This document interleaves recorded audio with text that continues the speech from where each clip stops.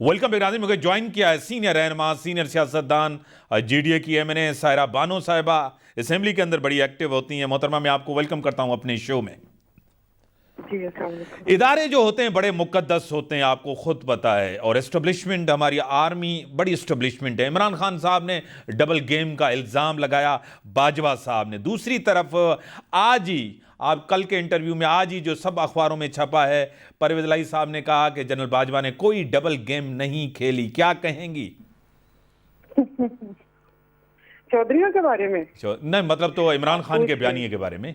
जी जी, मतलब उनके बारे में ये आप बिल्कुल सही कह रहे हैं कि इदारों का एहतराम वाजिब है, और जाहिर है हमारी जो फौज है, जो हमारी सरहदों की, हमारे मुल्क की हिफाजत करती है, तो ज़ाहिर टॉप पर है। और दूसरा जो परवेज इलाही साहब ने कहा, देखिए अभी तक तो उनके बयानात को मैं समझने की कोशिश कर रही हूँ। और न सिर्फ परवेज इलाही और मोना सिलाई भी पीटीआई का साथ देने का वादा किया था, वो उसी वक्त की समझ आ गई थी कि दाल में कुछ काला है। सही, दाल में कुछ काला है। एक तो क्राइसिस, दाल में कुछ काला है, क्योंकि ऐसा हो नहीं सकता, बिकॉज इनके ऊपर एक स्टैंप है तो है। वो समझ नहीं आ रहा था उनका इतना ज्यादा, क्योंकि मतलब मैं पर्टिकुलर नाम तो नहीं ले रही, मगर चंद लोग जो वो कह रहे हैं ना कि हरम में बैठ के किए हुए वादों से जो मुकर जाएं, ओहो, तो वो फिर आगे उन पे कैसे भरोसा किया जा सकता है। और ऐसा कौन सा इनको कौम या आवाम की इतनी ज्यादा परवाह कि उसके लिए ये लोग अपने असूल और अपना खानदान त्याग दे, मुझे तो नहीं समझ आती। तो मैं अपनी बात कर रही हूँ कि मुझे तो उस वक्त भी नजर आ रहा था कि कुछ ना कुछ बात है। और बहुत पहले मैंने किसी के मुंह से एक बात सुनी थी, सही, वो भी मतलब पीटीआई क्यू के बारे में सुना था। ये मैं आपको 1 साल पहले की बात बता रही हूँ। पीटीआई और क्यों? उसी वक्त ही माथा ठनका था कि कुछ ना कुछ होने वाला है। तो वो बस जिनके दिन साहब के मुंह से ये लफ्ज निकला था, मैंने दोबारा बहुत कोशिश की उगलवाने की, लेकिन वो इस बात को घुमा गए। लेकिन पीटीआई क्यों मेरे दिमाग में फंसा रह गया। आज आप चौधरी परवेज इलाही, मोनस इलाही को किसके साथ देखते हैं? पिंडी के साथ देखते हैं या इमरान खान के साथ? नहीं जी, वो शुरू से मतलब जाहिर है मतलब एस्टेब्लिशमेंट के साथ ही थे, तो मुझे नहीं लगता कि वो खान साहब के साथ हैं। अभी भी देखिए ना कि 10 सीटों के ऊपर उन लोगों ने, क्योंकि इत्तेहादी तो हम भी थे, तो उन्होंने जो 3 साल किया वो सब कुछ हमारी आंखों के सामने था। तो अभी भी ये कोई असूली या मौकफ तौर पे तो खान साहब के साथ आए ही नहीं। सबसे पहले तो काफी हिली है, तो पीछे बाप और एमक्यूएम की हौसला अफजाई हुई है। और इनका तो उनसे मुआहदा तो यही था चीफ मिनिस्टर बनने का। जो बंदा चीफ मिनिस्टर बनने के लिए इधर से उधर पार्टी की वो कहते हैं ना कि देख रहे हो, तो उसमें फिर मौकफ या उनकी क्या कहते हैं आज़ादी की तहरीक और सच्ची हकीकी आज़ादी के लिए तो फिर ना हुआ ना।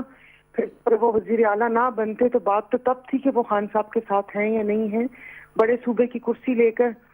तो फिर इस तरह की बात करना मुझे समझ नहीं आती। आपने एक जमहूरी रोल अदा किया जीडीए ने, असेंबली को नहीं छोड़ के। आपकी एक अलग ग्रुप है, पार्टी है, अलायंस है, सब कुछ है, ये आपका जमहूरी हक है।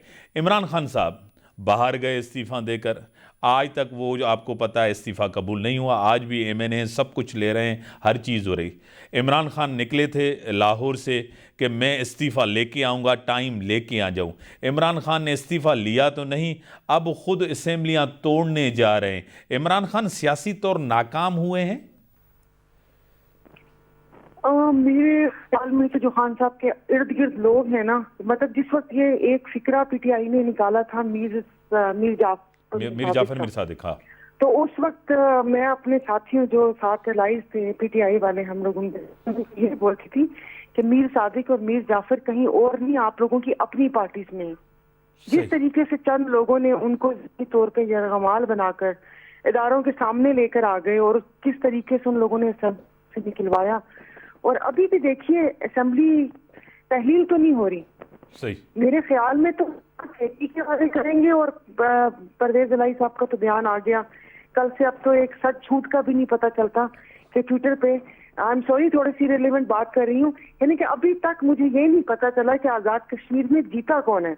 अगर हम बोल लगाते हैं तो उसमें पीटीआई जीती है ना, वैसे अगर और सिंगल पार्टी अगर हम जंग लगाते हैं तो उसमें नून जीती है, और अगर 24 चैनल लगाते हैं तो उसमें पीपल्स पार्टी जीती है। जहाँ पर बैठ कर आपको यही ना पता चले कि रिजल्ट क्या है, तो किस बात को इंसान सच माने, किस बात को झूठ माने। लेकिन वो तो अगर मैं खान आपको साहब ने वो मैं आपको ये असेंबली बताता ना हूँ तोड़ने पे कि यू टर्न लिया तो कोलेशन उनकी जो है ना, पार्टी को काफी नुकसान पहुंचेगा। और वो लोग इनके अंदर इनके साथ ही बैठे हुए, लगता है कि जैसे उनको बिठाया ही इसीलिए था कि ये कर रहे हो। तो मेरे सामने वो इलेक्शन कमीशन का भी वो आ गया कि उनको पार्टी चेयरमैनशिप से उनकी नाअहलियत के लिए लेटर गया। और लेकिन आपको खुद गलत हो पता गया, है असेंबली छोड़नी नहीं चाहिए थी। अब आज क्या मेरे इस बयान से, यानी मेरे इस सवाल से, क्या आप इसको सेकंड करेंगी? तहरीक इंसाफ अब सेंट्रल पंजाब की और खैबर पख्तूनख्वा तक महदूद हो गई है। सही कह रहे हैं, बलोचिस्तान में तो मेरे ख्याल में उनका कोई इतना वो नहीं है, स्टेक नहीं है। और जो सिंध के लिए कहते हैं, कल से एक बयान चल रहा है कि बहुत बड़ी बड़ी शख्सियात, तो मैं ढूंढ रही थी उन शख्सियात को। सही। सर मैं भी पिछले 24 साल से सिंध की वासी हूँ, तो मैं यहाँ पर जितने भी डिवीजन है उसमें सोच रही थी कि वहाँ पर कौन सी शख्सियात हो सकती हैं। सही। तो मेरे ख्याल में यहाँ पर भी जो सिंध की क़यादत है पीटीआई की, उसमें फिर खान साहब को कोई गोली या लॉलीपॉप दे दी कि यहाँ पर ये होगा। सिंध में वैसे नो डाउट इनका वोट बैंक बना है।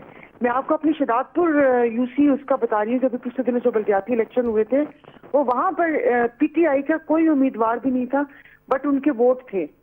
सही। क्योंकि हम लोगों ने खुद वहाँ पर कैंपेन वगैरह की थी और हम हैरान थे कि शहदादपुर शहर में पीटीआई के सपोर्टर्स थे, मतलब 2,500 थे।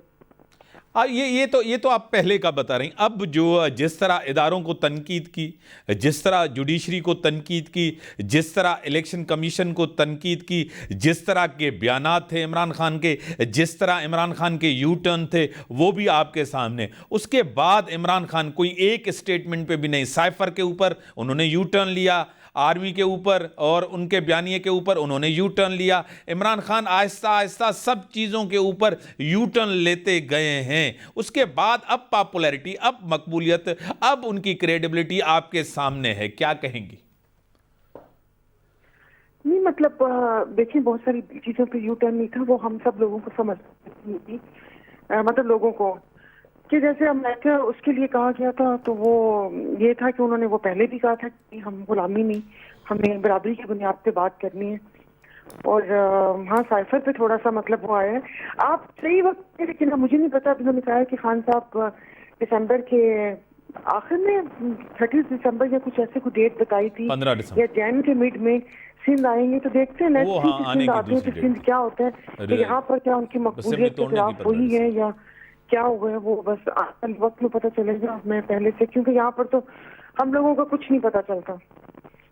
तो यूरोप के मौसम और वहाँ की खवातीन के लिए बोलते थे, लेकिन अब हमारी भी सियासत वैसी होती जा रही है। अगर सुबह में कुछ है, दोपहर में कुछ और शाम में कुछ। और यहाँ पर किसी भी पार्टी मकबूल और गैर मकबूल होने के लिए कोई इतना ज्यादा टाइम चाहिए नहीं। बड़ी मेहरबानी। क्योंकि हम आवाम है जो एक मैच के ऊपर सब परेशानियां लेकर हम खुश हो जाते हैं और उसकी बातें करना शुरू हो जाते हैं, तो फिर इतनी लंबी बात, आई डोंट नो। हाँ, बड़ी मेहरबानी सारा बानो साहबा, तव्हांजी वॾी मेहरबानी। तव्हां टाइम ॾिनो, तव्हांजो तजियो, तव्हांजो पंहिंजी पॉइंट ऑफ व्यू पंहिंजी पार्टी जे हवाले सां, ऐं तव्हां जेको सियासी एनालिसिस ॾिनो आहे तव्हांजो पंहिंजो ज़ाती आहे। इन सां गॾु इजाज़त, अल्लाह हाफ़िज़।